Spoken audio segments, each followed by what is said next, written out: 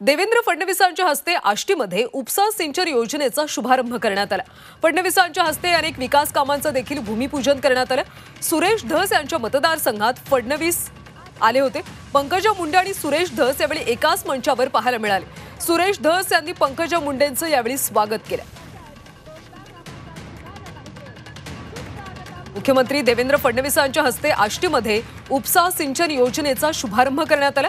फडणवीसांच्या हस्ते अनेक विकास कामांचं देखील भूमिपूजन झालं। पंकजा मुंडे आणि सुरेश धस यावेळी एकाच मंचावर पाहायला मिळाले। सुरेश धस यांनी पंकजा मुंडेंचं यावेळी स्वागत देखील केलं।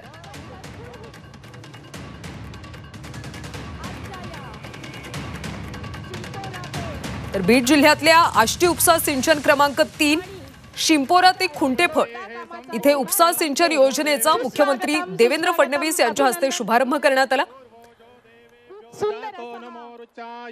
फडणवीसांच्या हस्ते अनेक विकास कामांचं देखील भूमिपूजन झालं। सुरेश धस यांच्या मतदारसंघात या उपसा सिंचन योजनेचा शुभारंभ झाला आणि यावेळी विशेष म्हणजे पंकजा मुंडे आणि सुरेश धस एकाच मंचावर पाहायला मिळाले। इतकंच नाही तर सुरेश धस यांनी पंकजा मुंडेंचं स्वागत देखील केलं। शिंपोरा ते खुंटेफळ पाइपलाइन कामाची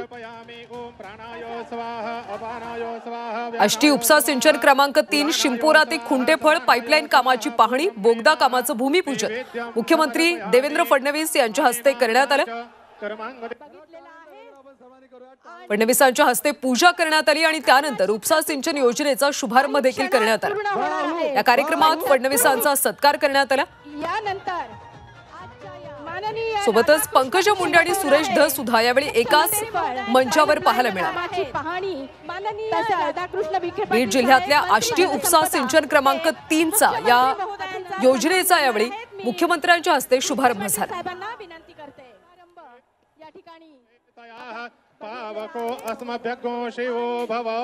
पूजा सुरू आहे।